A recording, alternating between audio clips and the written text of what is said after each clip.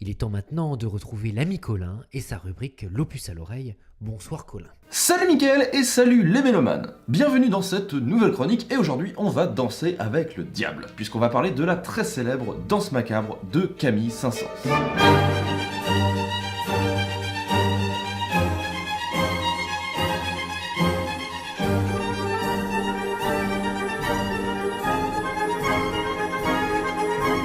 Poème symphonique composé en 1874 et joué pour la première fois en 1975, c'est le tube de Camille Saint-Saëns.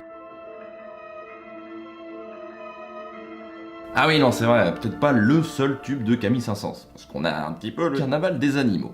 Mais on reparlera de cette œuvre plus tard. Revenons donc à nos moutons.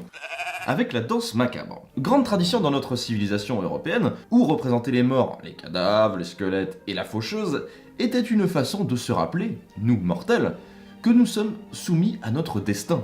Et comme dans toute religion, surtout celle chrétienne, la mort fait partie intégrante de la vie finalement. Nombreuses sont donc les représentations en peinture ou en littérature de la danse macabre, ce moment où morts et vivants font la fête, et bien sûr qu'en musique, cela ne va pas manquer d'inspirer certains compositeurs. Mais le premier à avoir écrit une véritable danse macabre n'est autre que Franz Liszt. Créée en 1849, cette œuvre pour piano et orchestre s'inspire du Dies Irae, un thème éminemment morbide, puisque littéralement jour de colère, c'est une séquence médiévale inspirée du texte de l'Apocalypse. Mais ça figure aussi la plupart du temps dans les requiem, messes de l'église qui ont lieu avant un enterrement.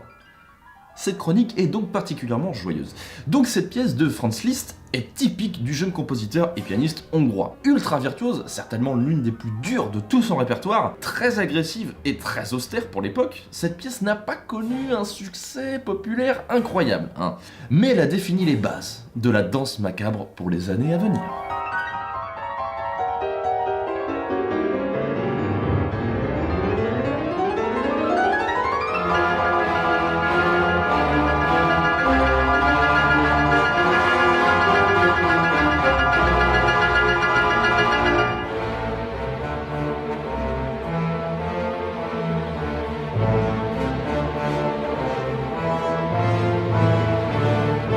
Mais avant d'être dans la version que l'on connaît tous, la danse macabre a été une œuvre pour voix et piano. Car oui, la danse macabre est au départ inspirée d'un poème d'Henri Katsalis appelé Égalité, Fraternité. Je vous laisse découvrir tout ça. La mort à minuit joue un air de danse, zig zig zac sur son violon.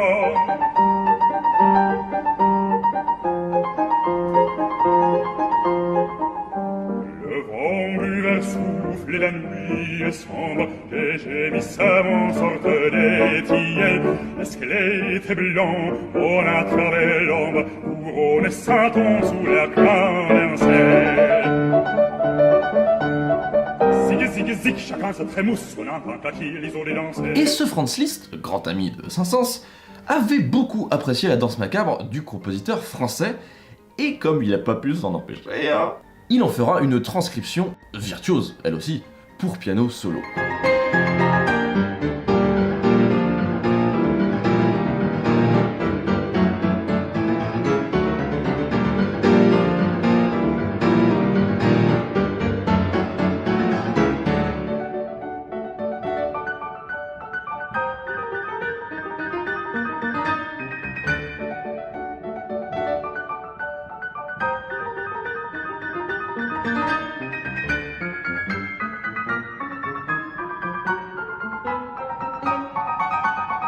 Et donc revenons à la vraie version de la danse macabre, qui elle pour le coup a été un immense succès. Et pourquoi? Sûrement parce que chaque instrument représente un personnage et que la musique raconte vraiment une histoire. Tout commence par les 12 coups de minuit. Alors pour la version orchestrale, c'est la harpe qui s'en charge. Mais pour la version violon et piano, qui est très souvent jouée, et ouah, comment c'est balèze! Alors faut bien vous dire, il y a une seule note jouée, donc le ré, mais tandis que la main droite joue donc la note à l'archet, normal pour un violon, la main gauche fait un pitch en plus. En gros, elle pince en même temps avec un autre doigt que celui qui est posé pour jouer la note. Enfin bref, Saint-Saëns, au nom de tous les violonistes, j'en connais certains, tu es un sacré coquin. Ensuite vient la mort, et la mort arrive tout d'abord représentée par les violoncelles qui viennent réveiller les défunts. Avant que le violon solo lance l'appel pour danser le grand bal.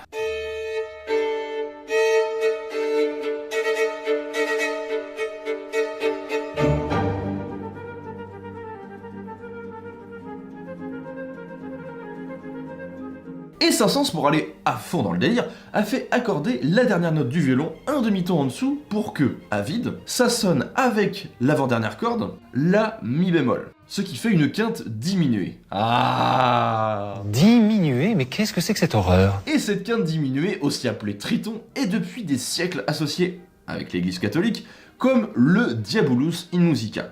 Donc le diable en musique, hein, pour ceux qui n'auraient pas compris le latin. Hein. Le triton est joué, la valse peut donc commencer.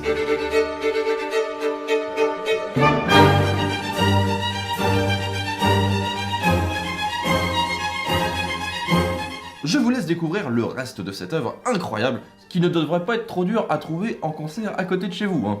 Et ça même depuis le temps de Saint-Saëns, hein. Parce que je sais pas si ça l'avait saoulé, ou si c'était juste pour rigoler, mais il parodia lui-même sa danse macabre dans son carnaval des animaux justement. Vous voyez un petit peu la construction de cette chronique ? Incroyable. Mais oui, dans son 12e mouvement, aussi appelé Fossile, et sur une indication de jeu que particulièrement j'aime beaucoup, hein, Allegro Ridicolo, ça fait très sative, hein, je trouve.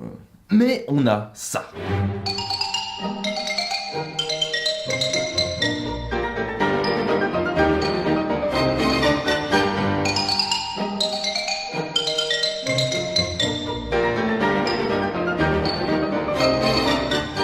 Bon allez, je vous laisse, il est bientôt minuit, faut que je me prépare. Je vous dis à la prochaine pour plus de musique classique sur les antennes de Radio G. Portez-vous bien, ciao!